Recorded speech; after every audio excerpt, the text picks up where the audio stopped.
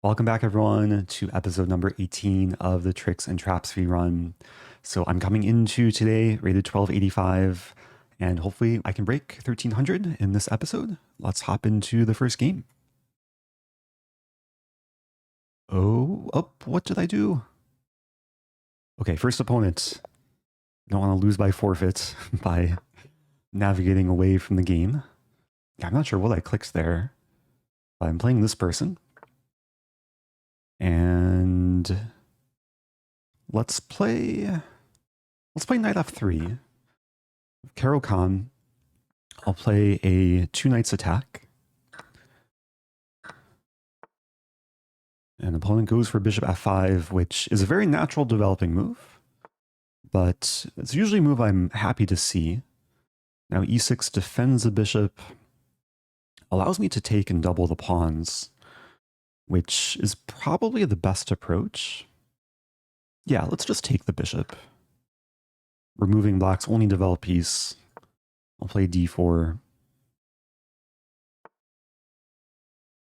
And develop naturally. Yeah, this is really not the trickiest or trappiest opening just yet. But sometimes when you follow principles, then tricks and traps can happen later. And here black is a little bit slow to castle and might be facing some consequences. Yeah, bishop e7. Now queen e2.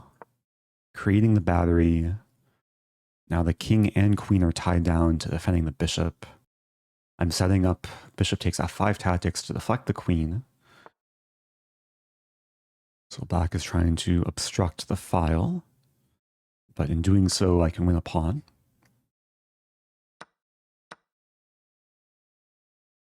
And this is already looking very, very good. I'm actually not sure what black should do here. Maybe just cry pawn f5. Okay, so attacking my queen. Let's play queen e5. Queen e5 makes sense. Keeping the pin, keeping the battery, attacking g7. Also looking to play bishop g5 next. Okay, so black castles allows me to take on e7. And usually I do try and avoid trading queens early in this series, but if I can win a piece, it makes sense. And even after the queen trade, I can still maybe try and attack, get the rook to the 7th rank. The bishop does want to join the party.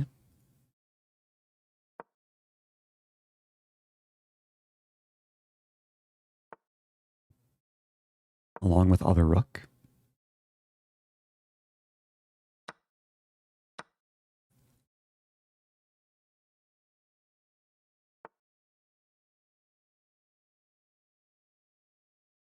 So I want to play bishop e5, but then rook f7, check. Oh, there's a nice line. Bishop e5, rook f7, check. The rook goes back. I take, and then bishop d6 is a double attack. So we'll either go into that, or I'll get to have my rook on g7, and then maybe have a windmill. I am threatening force mate with rook takes g7, then rook g5 or g6.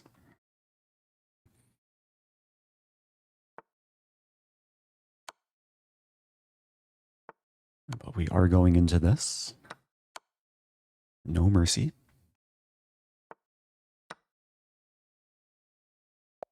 And opponent resigns. So nice game. Yeah, felt like a very clean game. Never a need to sacrifice anything. I just managed to develop quicker than black. And it's possible that black made some small mistake playing queen d7. It's pretty innocuous, but it's probably better to develop the knight, defend the pawn, and just castle as soon as possible. Because what happened in the game, especially after queen e2, it's very hard to resolve the pin and get the king safe. So that brings me to 1293. Let's keep it going. Okay, next opponent. Let's play e5. Last few episodes, I have tinkered around with some Alekhine, some Scandinavian. Here, I do want to play some Gambit with pawn f5, which, is it playable here? c3, so white's kind of combining the bishop's opening and a Ponziani. Yeah, f5 might be a little bit too risky, allowing takes and queen h5 check. So I'll just develop naturally, knight f6. One of the downsides of c3 is it prevents knight c3. So white has to find a different way to defend the pawn. And yeah, what I can do here is play d5 and basically play a reverse scotch. Again, not a gambit, but a nice active opening. Should lead to good piece harmony.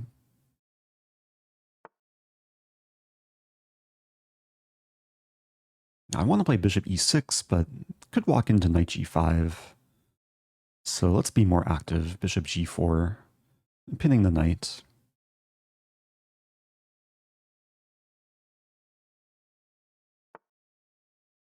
Okay, white with a counterpin. And this is actually interesting. This will lead to some calculation. Because I could take on f3. I had a similar tactic in a recent episode where this one material. I think in this case, there's queen takes f3. I take the bishop. I lose a knight. Doesn't really work for me.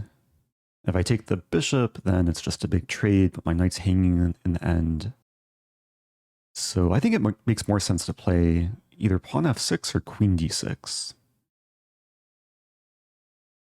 Pawn f6 is tempting, but kind of weakens this diagonal.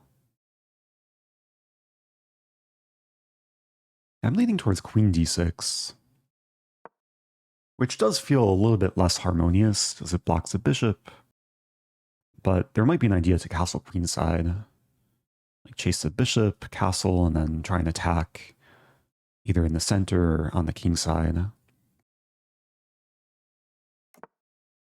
Okay, so white commits the king, which is probably one of the best moves. Now, I can't legally castle because the bishop controls d8. And f6 actually makes some sense if I plan to castle queenside anyway. But I'm going to play h6.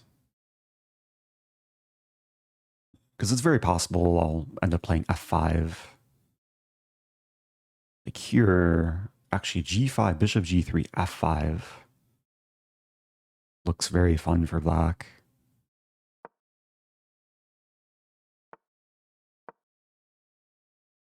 Yeah, the pawn storm is quite quick. e5 is a target. It's also pinned, but white can't really take advantage because the knight's pinned. I was going to say taking should not work. Can take back, and the knight is still pinned.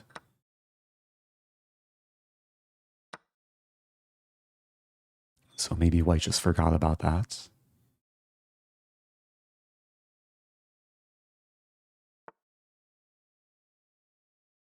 Okay, trying to set up some discoveries. If I castle, I get fort. I mean, that should be still very fine for me. Bishop e7 might be a bit safer. Yeah, let's start with bishop e7. Ensuring there's no discover checks. I guess white could take, and then play this. But then rook h7, and I save my rook and the bishop. And if white takes my bishop, I take the knight. So life is very good here. d4 defending the knight, but allowing the bishop to escape.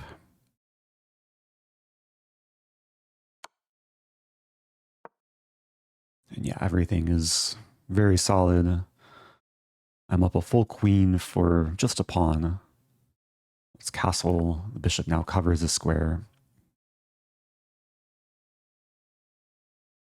And going forward, I do want to continue my kingside attack. Knight f4, probably queen d5, and go for mate.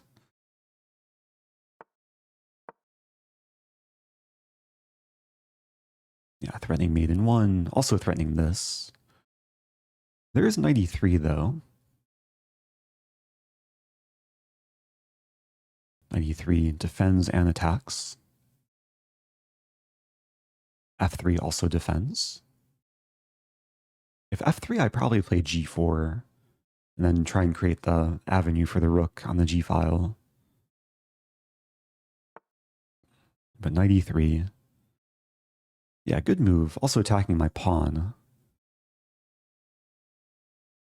So I guess queen a5. It still takes work to win this. We might see this move, and then my pawn might be a goner.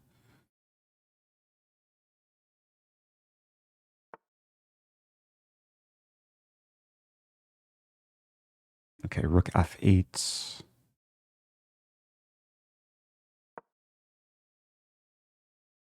Yeah, the knight does help prevent bishop e6. But white's playing good moves, like given the circumstances. And sometimes when you're up a lot of material, like in this case, I'm up a queen, psychologically, it can be easy to be a bit more careless. So in situations where you're far ahead, it's very important to still stay focused, try and maximize advantage. And sometimes it requires patience too. Okay, now g4 looks good. Yeah, f3 gives me the so-called hook to open up more lines. And if white plays g3 to attack the knight, I have knight h3. Nice outpost. I'm actually fantasizing here about g3 and then take. And then take and then rook g8. I would sack the knight, but then have more access on the g file, maybe follow up with bishop h4 and queen g7. But that's not happening. Okay, let's take on f3. So we might trade a bit.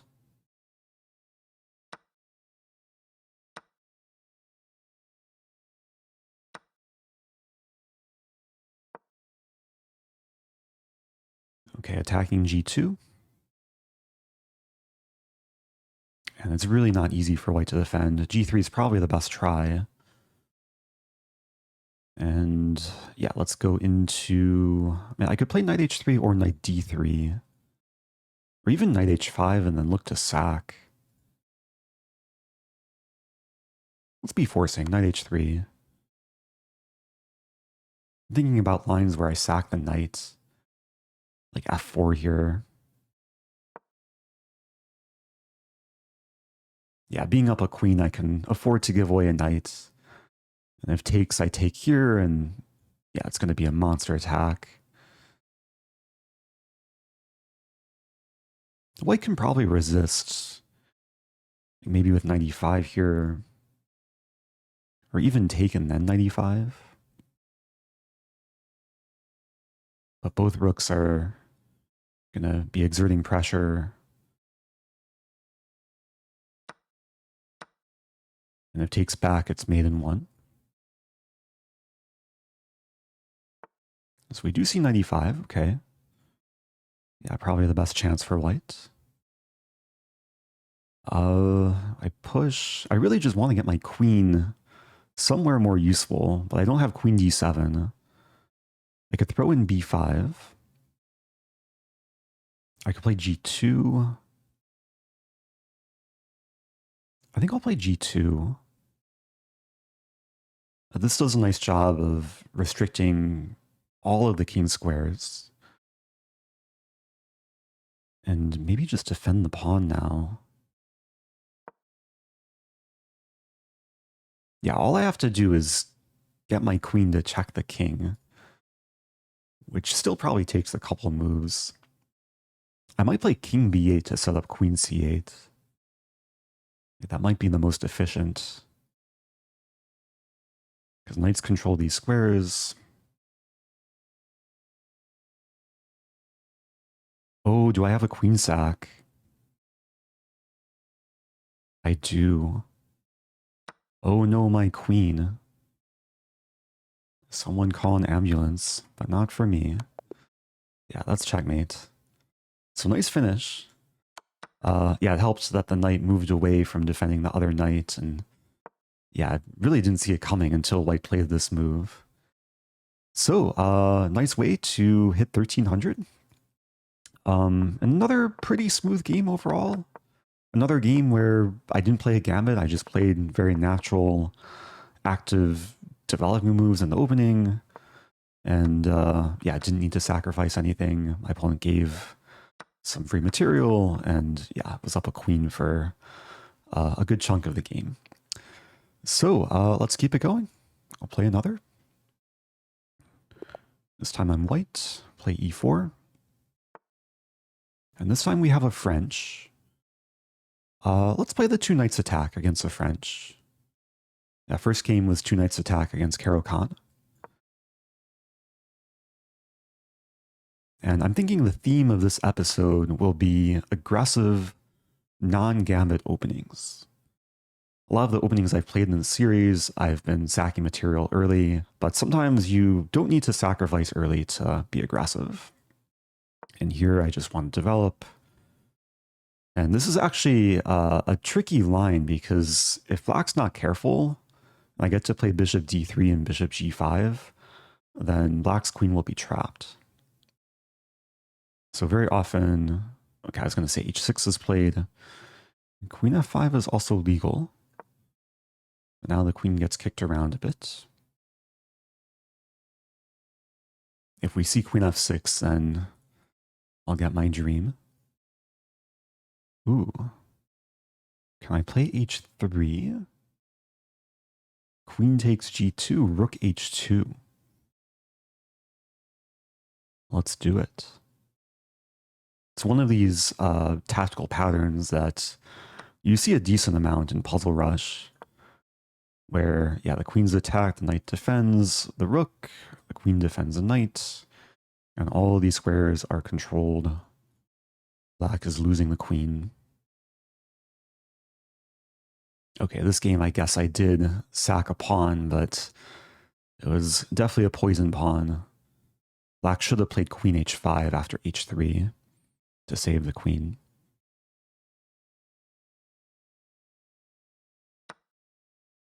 Yeah, that's probably the best move, to give the queen for the rook. And my knight's attacked, considering queen g4, but yeah, let's just bring the knight back to a happy place.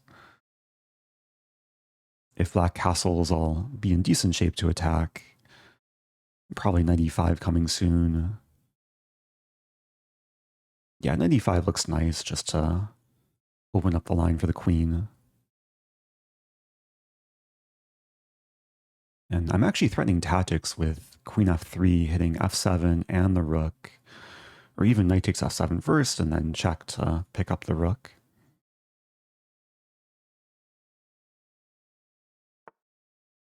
We see f6. So whenever f6 is played, you always gotta look for this move. And this looks very, very strong. Because if g6, I can take and there's a pin. If the king moves to f8, it's mate. King moves to d8, it's a fork. Yeah, all the options are pretty sad for black.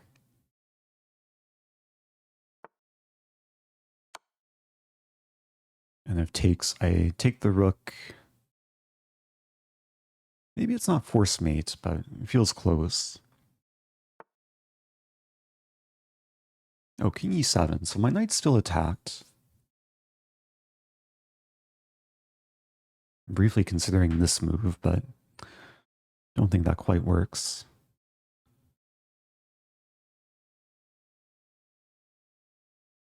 Looking at this move, but then take. I mean, everything is pretty much winning. Just looking for the real knockout. Maybe knight g4 to save the knight, maintaining the pin, putting some pressure on f6. There might be the idea of sacking and then getting the bishop in. I do want to attack with as many things as possible. Okay, let's go ahead and sack. And just try and rip the king from its shelter. I'm trying to calculate the mate after king takes knight. Black doesn't take. So black is threatening to take the bishop. I could just take the pawn. But then the king will run. Okay, let's set up the discovery. There's a funny line that if black does take the bishop, I can play knight g8 to check the king and obstruct the rook from defending the other rook, and then basically winning the rook next move. But the king runs. Yeah, the king's going to try and run to a new home. I don't think I can stop it. So I could trade down. Yeah. Yeah, it's going to take a little bit more work to actually create a mating idea. Keeping the options open of discoveries. And let's bring the queen in. Hitting the bishop. Very soon I'll look to move my bishop back either to e4 or d3. And then maybe into a6. So black is kind of turtling up here. Play bishop d3. Repairing this check. I will be impressed if black can survive like 5 more moves. Because if I get in this check, then like king b8, knight d7 is mate. If king d8, then yeah, there's going to be a lot of ideas against the king. So a5 might be the best try, preventing bishop a6.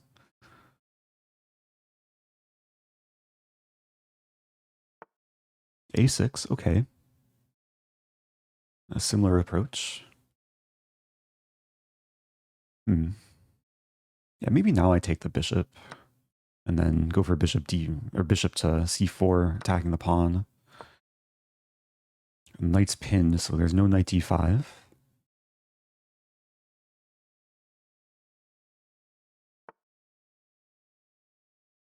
Take with queen. Oh, there's a nice mating idea. Bishop takes a6, threatening queen c8 checkmate. Knight is pinned, so not actually helping control c8. And that's game over. Okay, nice finish. Another game where I won the queen pretty early, but still took work to finish off the game. And hopefully a nice example of how to punish the opponent for bringing their queen a little bit too deep into danger. In this case, very deep into my territory. Nice pattern. So that brings me to 1308. Let's do another. Okay, this time I'm black. We have e4. And I do want to stick with the theme of non-gambits. And let's play an opening which I don't think I've played yet in this series, the Sicilian defense. And I'm going to play one of the trickiest lines of the Sicilian, which is the O'Kelly variation, a6. And this is actually a very effective line against low-rated players who just automatically play open Sicilian. Now, actually, most players take with a knight. Usually taking with queen runs into loss of time. As I develop an attack. Maybe after the game I can show what could happen after knight takes d4. But we see queen c4. So it's kind of tempting to play b5 and keep kicking the queen. I'm going to start with knight to f6. There's a small trap that if e5, I think I can take it and then queen a5 would win back the piece. But knight c3, okay, developing. Yeah, now let's play b5. Gain a tempo on the queen. Preparing to fianchetto the bishop. If I really want to, I could play knight b4, make the queen move again. But it's probably better to play bishop b7. It's also a question, am I scared of this move? It might make more sense to play pawn d6 here.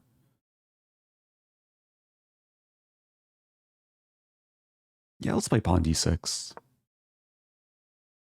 Just discouraging e5.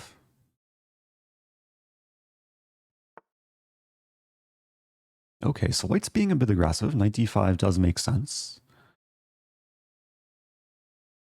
I don't want to take and then allow white's pawn to get to d5. So I think I'll just attack it. Pawn e6. If takes, I can take with queen.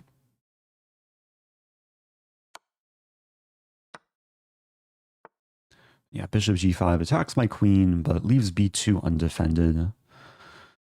Now, as we saw from the previous game, you do have to be careful when taking such pawns. But I think it's a free pawn. There's no rook b1. This could lead to potential tactics with knight b4 next. White actually has to be very careful. Because if rook d1, then knight b4, and white's whole position is kind of collapsing. So rook c1 is maybe called for, even queen d1. Yeah, it's not easy for white. Not entirely sure what to expect here. I mean, it seems like these are the three candidate moves. Rook c1, rook d1, or queen d1. It's really not possible to counterattack.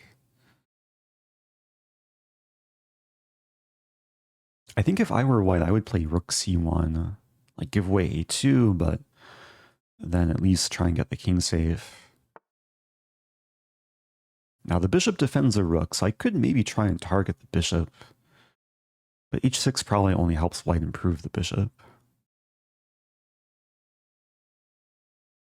And knight b4 is worth considering.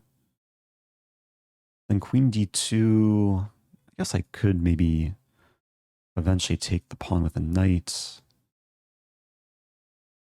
Yeah, this is interesting because it's decently forcing. I guess there's also queen b3 though. And that maybe ruins my fun. Okay, what to do?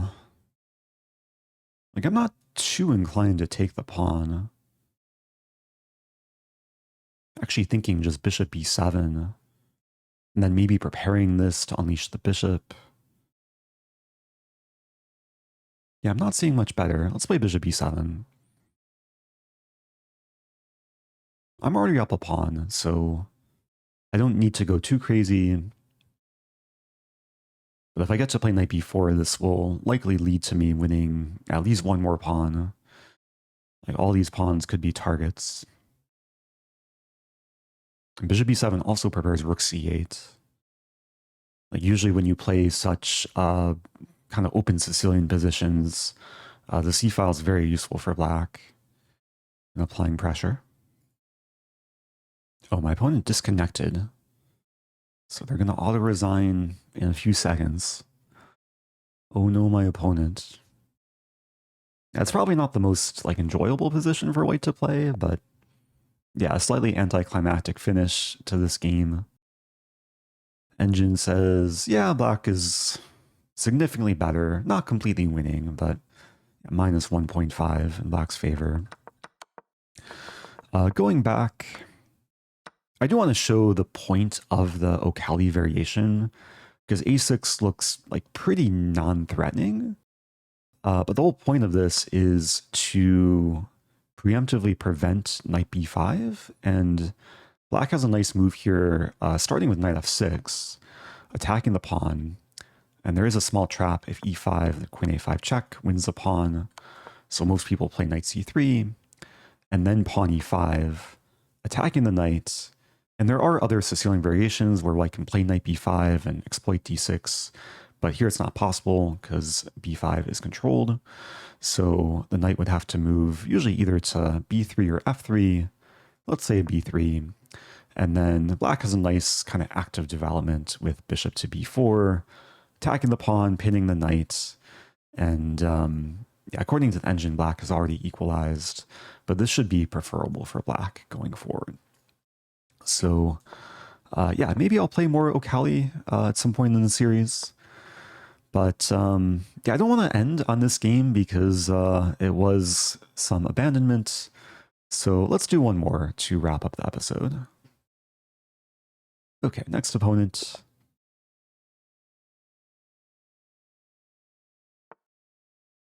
And yeah, let's play another Sicilian. Maybe I'll play one more O'Kelly if my opponent allows. Can I get the line that I just showed? I mean, knight takes d4 is the most common. So this is really the first test for white, because e5 does maybe look attractive, but yeah, white avoids the trap. So we are getting the main line of the O'Kelly. And as far as I understand, bishop b4 is still the move. Like, even though the pawn's attacked and maybe could be taken, there is counterplay after queen e7. So bishop d3. Yeah, bishop d3 defends the pawn. And actually trying to remember the preparation here. Looked at this not too long ago. I'm pretty sure black is supposed to take double white's pawns and then play d6. And then just have very nice development going forward. All castle as well. Okay, rook b1 does pressure the pawn. I mean, the ideal setup is something like bishop e6, knight d7.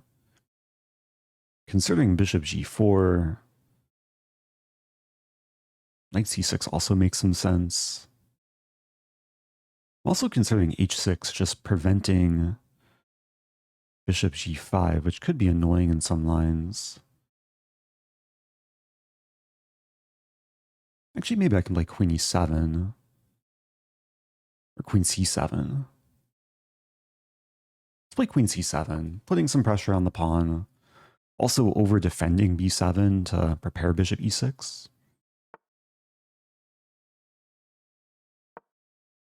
Yeah, this is really the setup that I want. And the bishops are not too impressive. Like, even though white has the bishop pair, with the double pawns, it's hard to activate this bishop, especially after a3. It does save the a pawn, though. So let's complete development. Maybe white will try this. I was going to say if knight g5, bishop g4. But now knight g5 is more of a positional threat. So I'll play h6. And let's keep improving. It's definitely a more positional game for this series. But I think it's a nice example of my opponent walking into some kind of positional trap where it's a middle game position that is a little bit just more pleasant for black. Knight h4 makes sense, though. Maybe looking to stir up some play on the king side. So let's apply pressure on the queen side and in the center.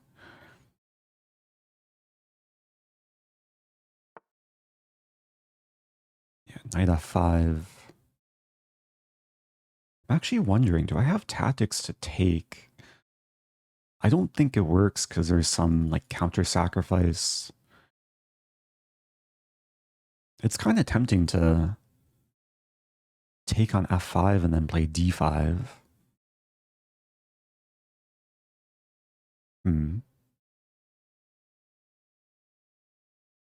I'll take a moment here. Could also maybe just play b5, keep improving. White is maybe ready to play g4.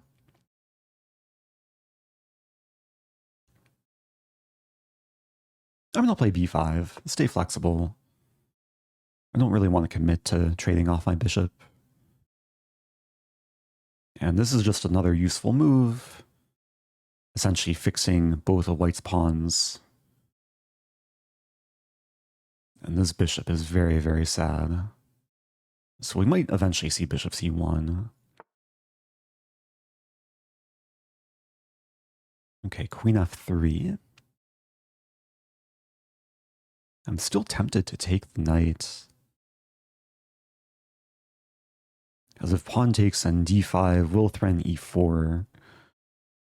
If queen takes, and maybe knight e6. Okay, I'm going to take the knight. Just removing white's best piece. Oh, I have e4 right away. Yeah, e4 right away is actually just very direct. Winning material. Like initially, I saw 3 things covering e4, but because the rook and queen are 2 of them, I do win an exchange. And this bishop remains sad. We might see queen d4 to prepare c4.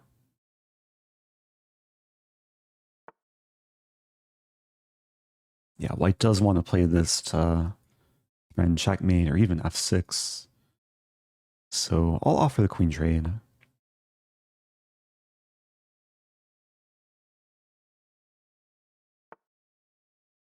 Ooh, do I have this move? Yeah, this looks pretty good. Attacking the rook. I should be winning the rook and or bishop. Here I can take with check, very important. And then just not get mated. And as long as white's queen doesn't get to g7, I should be in good shape to win this. The bishop is still trapped.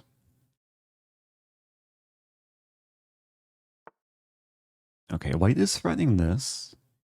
That's tricky. If I take the bishop, I lose.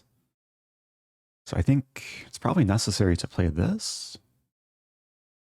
Oh, but then bishop c1. Okay, I definitely have to be careful here. I'm actually thinking queen e1 is the cleanest approach. So after takes, I have queen e5 check to win the pawn. Let's do that. This might give white a glimmer of hope because it's very close to mate, but yeah, once I win this pawn, everything's under control.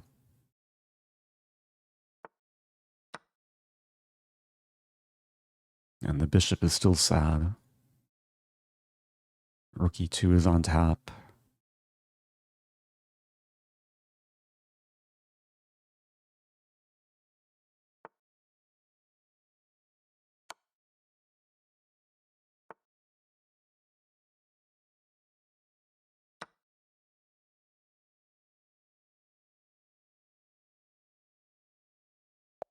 Okay, opponent resigns.